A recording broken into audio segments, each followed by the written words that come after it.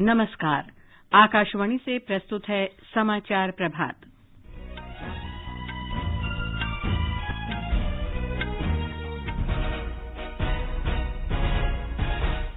प्रधानमंत्री कौशल विकास योजना का तीसरा चरण आज देश भर के 6 जिलों में शुरू किया जाएगा। प्रधानमंत्री नरेंद्र मोदी कल विश्व के सबसे बड़े कोविड-19 टीकाकरण अभियान का शुभारंभ करेंगे। सरकार और किसान संगठनों के बीच 9वें दौर की वार्ता आज। अमेरिका के निर्वाचित राष्ट्रपति जो बाइडेन ने $1 खरब 90 अरब के कोरोना वायरस राहत पैकेज की घोषणा की। अमेरिका ने चीन के अधिकारियों और सरकारी तेल कंपनी सीनोक पर नए प्रतिबंध लगाए। और ब्रिस्बेन में भारत के साथ चौथे और अंतिम क्रिकेट टेस्ट मैच के पहले दिन ऑस्ट्रेलिया ने पहली पारी में भोजनावकाश तक 2 विकेट पर 65 रन बनाए।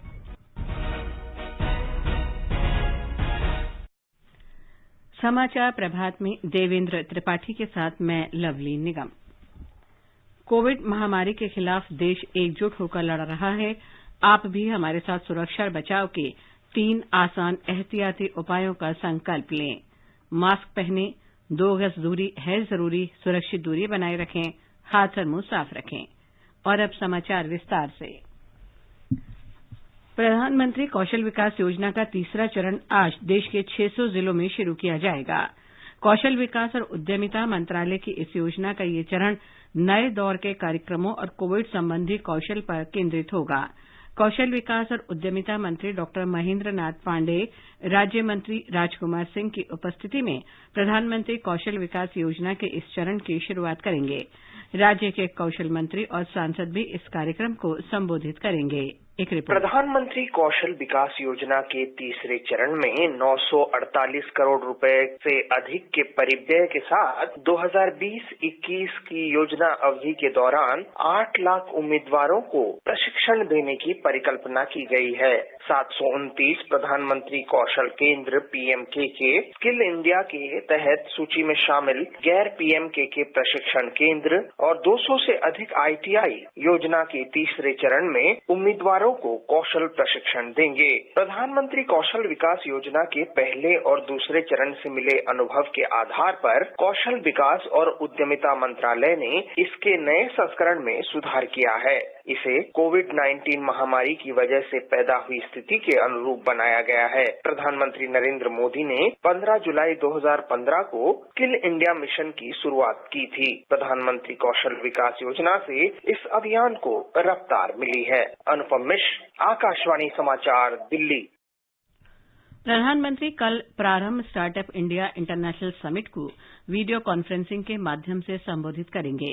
इस 2 दिवसीय सम्मेलन को वाणिज्य और उद्योग मंत्रालय का उद्योग और आंतरिक व्यापार संवर्धन विभाग आयोजित कर रहा है।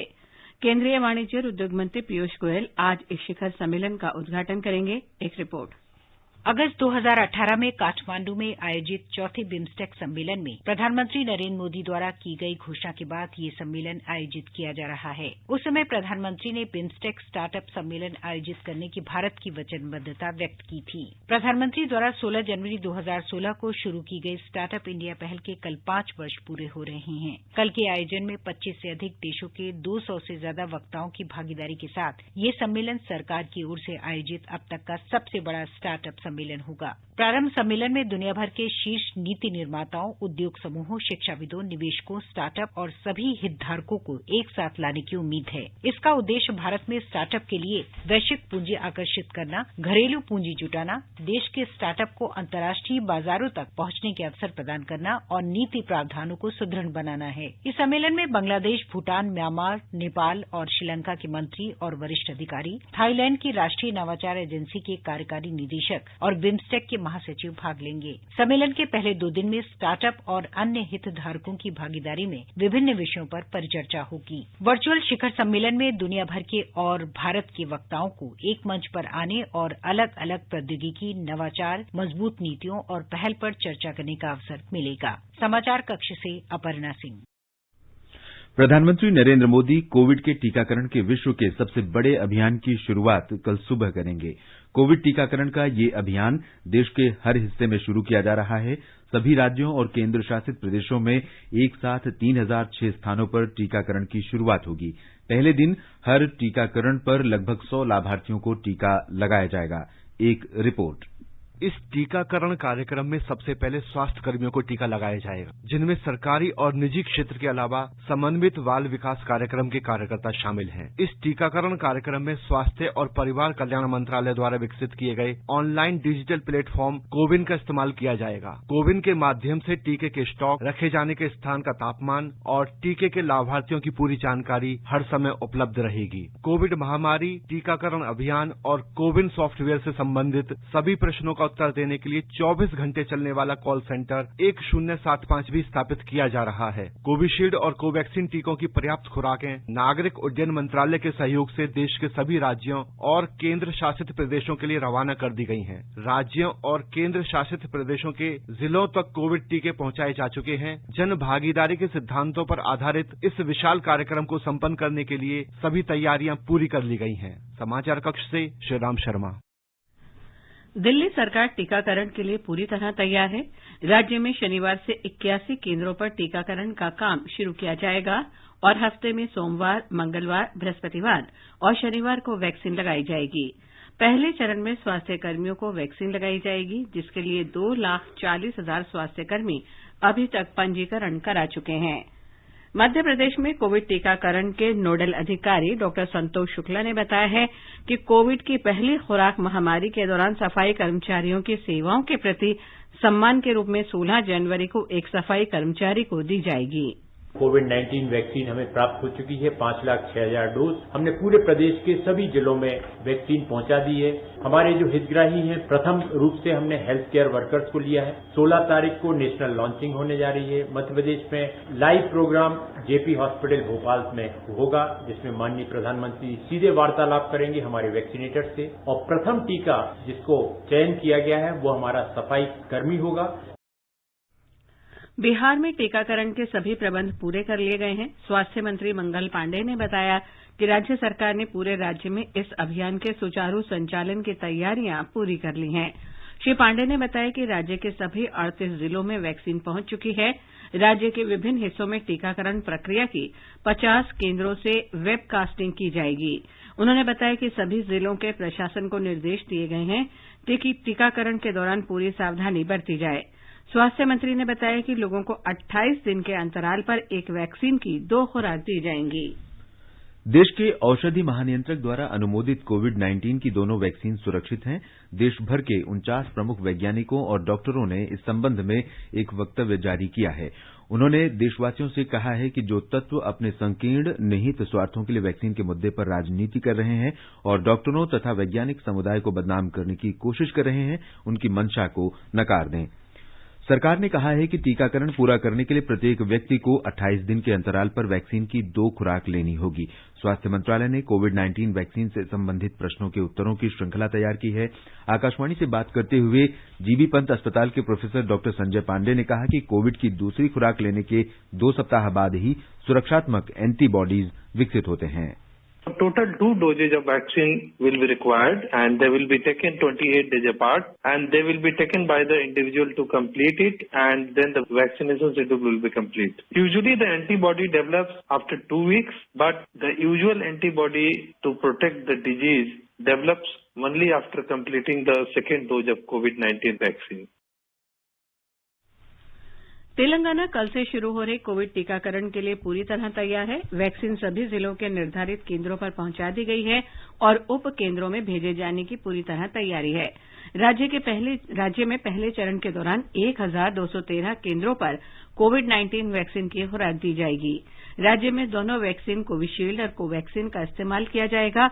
किसी भी व्यक्ति को पहली या दूसरी खुराक में एक ही कंपनी का वैक्सीन दिया जाएगा। ओडिशा में कोविड-19 टीके कोल्ड चेन में तैयार रखे गए हैं। यहां से टीके कल सुबह संबंधित केंद्रों में भेजे जाएंगे। राष्ट्रव्यापी टीकाकरण अभियान के पहले चरण में करीब 3,30,000 स्वास्थ्य कर्मियों और अग्रिम पंक्ति के कार्यकर्ताओं को टीके लगाए जाएंगे। सीरम इंस्टीट्यूट ऑफ इंडिया ने कहा है कि उसे ऑक्सफोर्ड यूनिवर्सिटी एस्ट्राजेनेका के कोरोना वायरस टीके कोविशील्ड को जल्द ही विश्व स्वास्थ्य संगठन द्वारा आपातकालीन इस्तेमाल की अनुमति मिलने की उम्मीद है। सीरम इंस्टीट्यूट के प्रमुख कार्यकारी अधिकारी अदार पूनावाला ने कहा कि विश्व स्वास्थ्य संगठन से टीके के आपातकालीन इस्तेमाल का लाइसेंस जल्द मिल जाना चाहिए। दक्षिण अफ्रीका के राष्ट्रपति सिरिल रामाफोसा ने कहा है कि अफ्रीकी संघ को कोवैक्स कार्यक्रम के तहत सदस्य देशों के लिए कोविड वैक्सीन की 27 करोड़ खुराक मिल गई है। अफ्रीकी संघ के अध्यक्ष श्री रामाफोसा ने कहा कि वैक्सीन की आपूर्ति सीरम इंस्टीट्यूट ऑफ इंडिया और जॉनसन एंड जॉनसन के माध्यम से होगी। कोवैक्स का लक्ष्य इस वर्ष के अंत तक कोरोना के सुरक्षित और प्रभावी टीकों की 2 अरब खुराक उपलब्ध कराना है। अफ्रीकी देश अभी कोरोना वायरस संक्रमण की दूसरी लहर से जूझ रहे हैं। भारत कोविड महामारी से निपटने की दिशा में तेजी से कदम बढ़ा रहा है। देश में अब तक 1,01,46,000 से अधिक लोग महामारी से ठीक हुए हैं। स्वस्थ होने की दर और सुधार के बाद 96.52% हो गई है।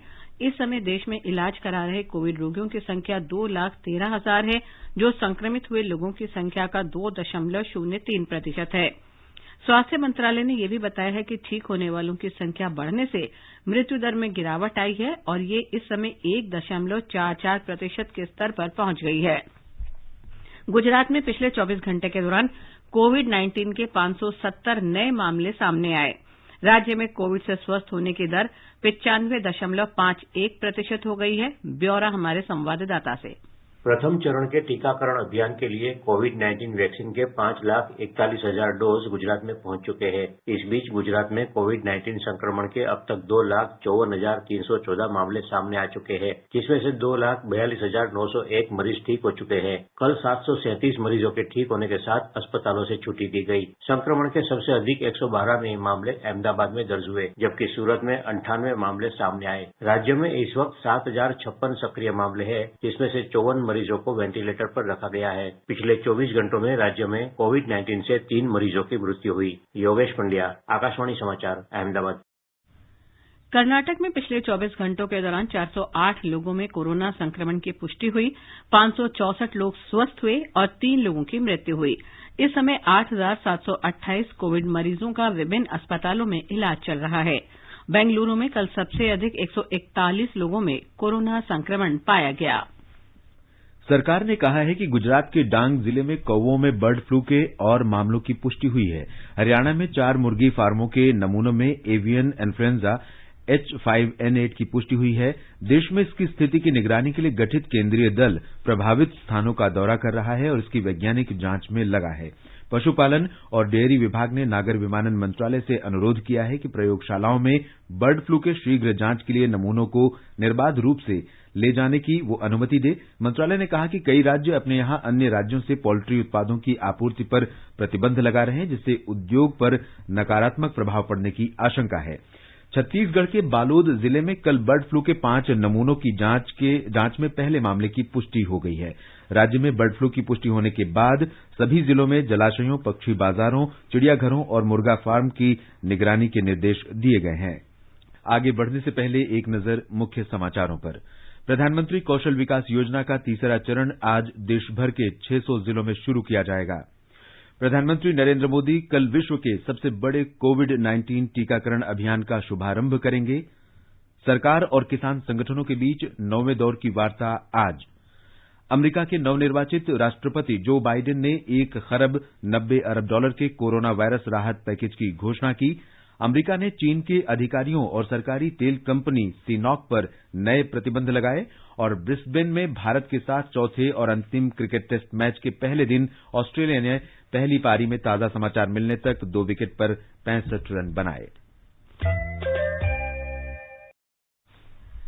सरकार और किसान संगठनों के बीच वार्ता का 9वां दौर आज नई दिल्ली में होगा।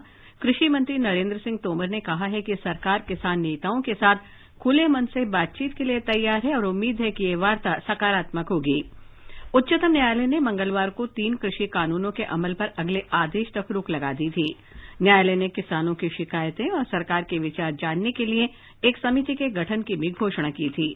भारतीय किसान संगठन के अध्यक्ष भूपेंद्र सिंह मान, शेतकारी संगठन महाराष्ट्र के अध्यक्ष अनिल घनवत, अंतर्राष्ट्रीय खाद्य नीति अनुसंधान संस्थान के प्रमोद कुमार जोशी और कृषि अर्थशास्त्री अशोक गुलाटी को समिति में नियुक्त किया गया था। श्री मान ने कल 4 सदस्यों की इस समिति से खुद को अलग कर लिया। संसद का बजट सत्र इस महीने की 29 तारीख से शुरू होगा। राष्ट्रपति रामनाथ कोविंद द्वारा दोनों सदनों की संयुक्त बैठक को संबोधन के साथ बजट सत्र की शुरुआत होगी। 1 फरवरी को केंद्रीय बजट पेश किया जाएगा। मंत्रालयों और विभागों की अनुदान मांगों पर विचार करने संबंधी स्थायी समितियों द्वारा उनकी रिपोर्टों की तैयारी के मद्देनजर संसद की कार्यवाही 15 फरवरी को स्थगित हो जाएगी। बजट सत्र का दूसरा भाग 8 मार्च को शुरू होगा।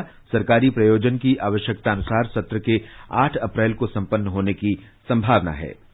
केरल के वित्त मंत्री थॉमस इसाक आज राज्य का बजट प्रस्तुत करेंगे। सत्तारूढ़ वामपंथी लोकतांत्रिक मोर्चा एलडीएफ सरकार के मौजूदा कार्यकाल का ये अंतिम बजट होगा। खबरों के अनुसार आगामी विधानसभा चुनाव से पहले समाज के सभी वर्गों को लुभाने के लिए एलडीएफ सरकार बजट में नए कल्याणकारी कार्यक्रमों की घोषणा कर सकती है। भारत ओमान रणनीतिक सलाहकार समूह की बैठक कल नई दिल्ली में आयोजित की गई। विदेश मंत्रालय में काउंसलर, पासपोर्ट और वीजा प्रभाग तथा प्रवासी मामलों के सचिव संजय भट्टाचार्य ने भारतीय प्रतिनिधिमंडल का नेतृत्व किया, जबकि ओमान के प्रतिनिधिमंडल का नेतृत्व वहां के विदेश मंत्रालय में राजनयिक मामलों के अवर सचिव शेख खलीफा बिन अली अल हारथी ने किया। कोविड फैलने के बाद ओमान से भारत की यह पहली उच्च स्तरीय आधिकारिक यात्रा है। दोनों पक्षों ने इस बात पर संतोष व्यक्त किया कि महामारी के बावजूद दोनों देशों ने अपने रणनीतिक संबंधों को सुदृढ़ बनाने के लिए निकट संपर्क बनाए रखा। श्री भट्टाचार्य ने महामारी के दौरान ओमान में भारतीय समुदाय के लोगों की उचित देखभाल के लिए ओमान को धन्यवाद दिया। दोनों देशों के बीच विशेष हवाई परिवहन व्यवस्था एयर बबल के सुचारू संचालन पर दोनों पक्षों ने प्रसन्नता व्यक्त की। ओमान पक्ष ने महामारी के दौरान भोजन और चिकित्सा सुविधा प्रदान करने के लिए भारत की सराहना की। जम्मू कश्मीर सरकार ने श्री माता वैष्णो देवी के श्रद्धालुओं की सुविधा के लिए एक उच्च तकनीकी का कॉल सेंटर शुरू किया है, जो 24 घंटे काम करेगा। उपराज्यपाल मनोज सिन्हा ने कल कटरा में इस कॉल सेंटर का उद्घाटन किया। श्रद्धालुओं को जानकारी देने और उनकी शिकायतों को दूर करने के लिए मजबूत तंत्र के रूप में ये एक बड़ा कदम है। इस अवसर पर श्री सिन्हा ने इस कॉल सेंटर को श्रद्धालुओं को अधिक से अधिक सुविधाएं प्रदान करने के लिए उपलब्ध प्रौद्योगिकी के अधिकतम उपयोग करने की दिशा में श्राइन बोर्ड का एक और महत्वपूर्ण कदम बताया। इस नई सुविधा के महत्व का उल्लेख करते हुए उपराज्यपाल ने कहा कि इस पहल का उद्देश्य श्रद्धालुओं को जरूरी सहायता प्रदान करना है, ताकि उन्हें पवित्र गुफा की यात्रा का कार्यक्रम तैयार करने से पहले मौसम की स्थिति, हेलीकॉप्टर की उपलब्धता, बैटरी चालित वाहनों, आवास व्यवस्था और निश्चित समय में अन्य सुविधाओं की जानकारी मिल सके और वे अपनी यात्रा को सुंदर तथा यादगार बना सकें। तमिलनाडु आज कवि तिरुवल्लुर के सम्मान में तिरुवल्लुर दिवस मना रहा है। जीवन, प्यार, पैसा, राजनीति और अन्य कई विषयों पर वल्लूर के दोहों का आज भी पूरे विश्व में अनुसरण किया जा रहा है। तिरुवल्लुर के 1330 कुरलों या दोहों के असाधारण योगदान का कई भारतीय भाषाओं और अंतर्राष्ट्रीय भाषाओं में अनुवाद किया गया है। उन्हें दिव्य कवि भी कहा जाता है, क्योंकि उनके दोहे आदर्श जीवन जीने की प्रेरणा देते हैं। तिरुवल्लुर दिवस तमिल पंचांग के थाई मास के दूसरे दिन मनाया जाता है। इस दिन राज्य सरकार प्रत्येक वर्ष तमिल साहित्य और संस्कृति से जुड़े लोगों को सम्मानित करती है। प्रधानमंत्री नरेंद्र मोदी ने तिरुवल्लुर दिवस पर वंदनीय तिरुवल्लुर को नमन किया। श्री मोदी ने एक ट्वीट में कहा कि तिरुवल्लुर के विचार और कार्य असीम ज्ञान के साथ साथ बुद्धिमत्ता को भी दर्शाते हैं। उन्होंने कहा कि पीढ़ियों पर उनके आदर्शों का सकारात्मक प्रभाव पड़ता है। तेलंगाना में मकर संक्रांति महोत्सव के तीसरे दिन आज लोग पशु महोत्सव कनुमा मना रहे हैं। इस अवसर पर ग्रामीण क्षेत्रों के लोग पशुओं और कृषि उपकरणों की पूजा करते हैं। दैनिक कार्यों में किसानों की मदद करने वाले शिल्पियों और कारीगरों को विशेष रूप से सम्मानित किया जाता है। राज्य में कई स्थानों पर पशु जुलूस निकाले जाते हैं और इसमें किसान अपने बैलों और सुसज्जित पशुओं को गांव की गलियों में घुमाते हैं। कई स्थानों पर पशु प्रतियोगिताएं और युवकों के ग्रामीण खेलों का आयोजन होता है। राष्ट्रपति रामनाथ कोविंद ने आज सेना दिवस के अवसर पर भारतीय सेना के बहादुर पुरुषों और महिलाओं को बधाई दी है। एक ट्वीट में श्री कोविंद ने कहा कि राष्ट्र उन वीर सैनिकों को याद करता है जिन्होंने राष्ट्र की सेवा में सर्वोच्च बलिदान दिया। प्रधानमंत्री नरेंद्र मोदी ने सेना दिवस के अवसर पर सभी देशवासियों की तरफ से भारतीय सेना को नमन करते हुए कहा कि हमारी सेना मजबूत, साहसी और दृढ़ संकल्प है, जिसने हमेशा देश को गौरवान्वित किया है। उन्होंने इस अवसर पर सैनिकों और उनके परिवारों को शुभकामनाएं दी। भारत के अंतिम British commander in chief general Francis butcher से 1949 में तत्कालीन लेफ्टिनेंट जनरल केएम करियप्पा ने भारतीय सेना के कमांडर इन चीफ के रूप में कार्यभार संभालने की याद में प्रत्येक वर्ष 15 जनवरी को सेना दिवस मनाया जाता है। सरकार ने समाचार माध्यमों में जारी इन खबरों का खंडन किया है कि रेलवे द्वारा यात्रियों से अधिक किराया वसूला जा रहा है। रेल मंत्रालय ने कहा है कि ये खबर भ्रामक और निराधार है। रेल मंत्रालय ने कहा है कि परंपरा के अनुसार त्योहार और छुट्टियों के दौरान यात्रियों की भीड़ से निपटने के लिए विशेष दूरगामी रेलगाड़ियां चलानी शुरू की जाती थीं। इस वर्ष अनेक रेलखंडों में यात्री गाड़ियों की बहुत मांग थी, जिससे निपटने के लिए त्योहारों के समय रेलगाड़ियां चलाई गई थीं। मंत्रालय का कहना है कि वर्ष 2015 से इन रेलगाड़ियों के किराए कुछ बढ़ गए थे। इस वर्ष भी ऐसा कुछ नया नहीं है, बल्कि ये पहले जैसा ही है। अमेरिकी अल्फाबेट सहायक कंपनी गूगल ने कहा कि उसने भारतीय उपभोक्ताओं की सुरक्षा के लिए कुछ ऋण संबंधी ऐप प्ले स्टोर से हटा दिए हैं। गूगल की उत्पाद एंड्रॉयड सुरक्षा और गोपनीयता मामलों की उपाध्यक्ष सुजेन फ्रे ने कहा कि उन्होंने उपयोगकर्ताओं और सरकारी एजेंसियों के आगाह किए जाने पर भारत में सैकड़ों निजी ऋण ऐप की समीक्षा की है। सुजेन फ्रे ने कंपनियों से संपर्क कर उन्हें स्पष्ट करने को कहा कि वे नियमों का अनुपालन कर रहे हैं या नहीं। इसमें विफल रहने पर ऐप को प्ले स्टोर से हटाया जा सकता है। ऑनलाइन ऋण उद्योग में पिछले महीने कम से कम 2 आत्महत्या की तरफ अधिकारियों का ध्यान गया है, जो ऐसे ऐप में कर्ज वसूली करने वाले एजेंटों द्वारा कथित उत्पीड़न से संबंधित हैं। अमेरिका ने चीन के अधिकारियों और सरकारी तेल कंपनी CNOOC पर नए प्रतिबंध लगाए हैं। इस कंपनी को ब्लैकलिस्ट कर दिया गया है। दक्षिण चीन सागर में चीन की बढ़ती दखलंदाजी के कारण ये प्रतिबंध लगाए गए हैं। अमेरिकी विदेश मंत्री माइक पोम्पियो ने एक वक्तव्य में बताया कि उनका देश चीन की सरकारी कंपनियों के शीर्ष अधिकारियों तथा चीनी कम्युनिस्ट पार्टी और नौसेना के कई अधिकारियों पर वीजा प्रतिबंध लगा रहा है। प्रतिबंधों की घोषणा करते हुए श्री पोम्पियो ने बताया कि अमेरिका दक्षिण पूर्व एशिया के उन देशों के समर्थन में खड़ा है जो अपने सार्वभौमिक अधिकारों और हितों की रक्षा का संघर्ष कर रहे हैं। उन्होंने कहा कि जब तक चीन दक्षिण चीन सागर में अपने आक्रामक रवैये को नहीं बदलता, अमेरिका अपनी कार्रवाई जारी रखेगा। श्री पोम्पियो ने कहा कि चीन की सरकारी तेल कंपनी CNOOC को भी उन कंपनियों की सूची में शामिल किया गया है जिनके साथ अमेरिकी नागरिक कोई कारोबार नहीं कर सकते। अमेरिकी प्रशासन ने चीन की विमानन कंपनी स्काईरीजॉन और 9 अन्य कंपनियों को भी ब्लैकलिस्ट कर दिया है। अमेरिका का ये फैसला ऐसे समय में आया है जब कुछ दिन बाद 20 जनवरी को निर्वाचित राष्ट्रपति जो बाइडेन पदभार ग्रहण करेंगे। अमेरिका के निर्वाचित राष्ट्रपति जो बाइडेन ने $1 खरब 90 अरब के कोरोना वायरस आपात राहत पैकेज की घोषणा की है। श्री बाइडेन के इस प्रोत्साहन पैकेज का उद्देश्य बिगड़ती अर्थव्यवस्था में सुधार लाना और महामारी से हुए नुकसान की भरपाई करना है।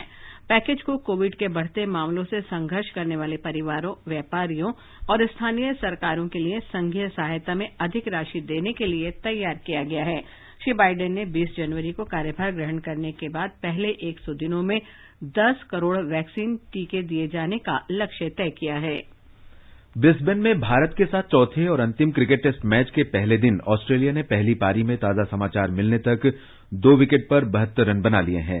इससे पहले ऑस्ट्रेलिया के कप्तान टिम पेन ने टॉस जीतकर बल्लेबाजी करने का फैसला किया। भारत ने अपनी टीम में 4 बदलाव किए हैं। वाशिंगटन सुंदर और टी नटराजन पहली बार टेस्ट मैच खेलेंगे। ऑस्ट्रेलिया ने अपनी टीम में एक परिवर्तन किया है। तीसरे टेस्ट मैच में प्रारंभिक बल्लेबाज विल पुकोवस्की चोट से नहीं उबर पाए। भारत और ऑस्ट्रेलिया के बीच 4 मैचों की क्रिकेट श्रृंखला को बॉर्डर गावस्कर ट्रॉफी के रूप में जाना जाता है। ये ट्रॉफी इस समय भारत के पास है।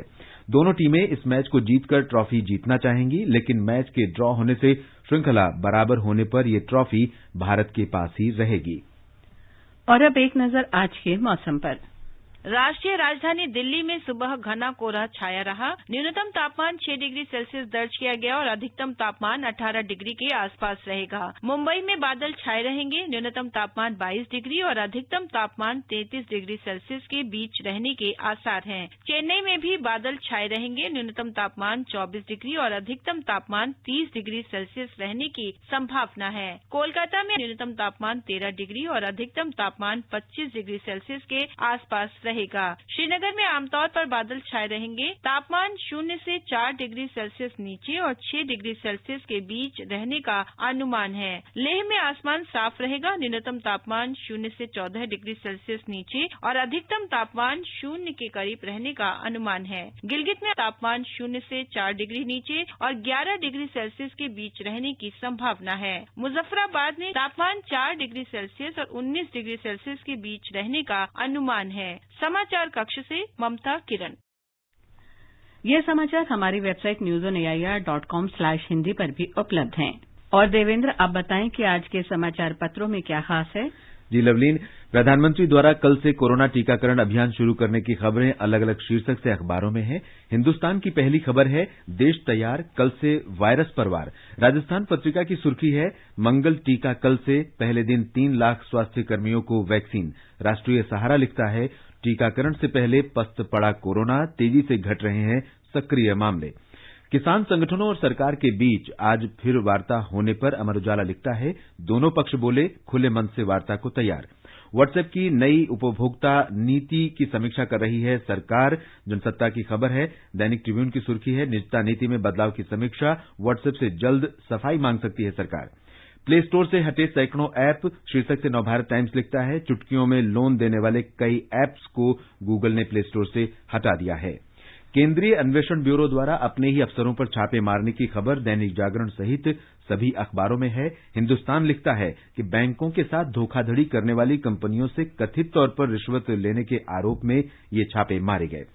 अमरीकी प्रतिनिधि सभा में निवर्तमान राष्ट्रपति डोनाल्ड ट्रंप के खिलाफ महाभियोग पारित होने पर अमर उजाला ने लिखा है, अमरीकी संसद में हिंसा के आरोपों पर निचले सदन में हुई कार्रवाई। राजस्थान पत्रिका ने लिखा है, अब सीनेट में लिखा जाएगा ट्रंप का भविष्य।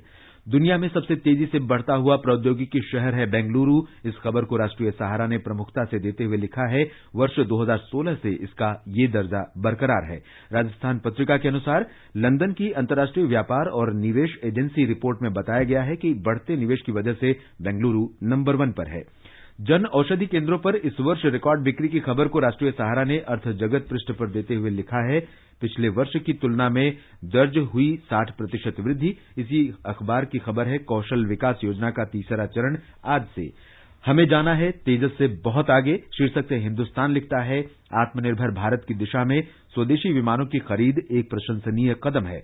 मकर संक्रांति पर ठंड के तेवर तीखे। शीर्षक से दैनिक भास्कर लिखता है, शिमला मसूरी से ज्यादा ठंडी दिल्ली। नवभारत टाइम्स ने अंधेरी सर्द रातों जैसा दिन शीर्षक से लिखा है, दिल्ली एनसीआर में कल का पहला पहर घने कोहरे में लिपटा रहा। पत्र लिखता है, 2 डिग्री पर ठिठुरी दिल्ली, 22 साल में सबसे ठंडी मकर संक्रांति।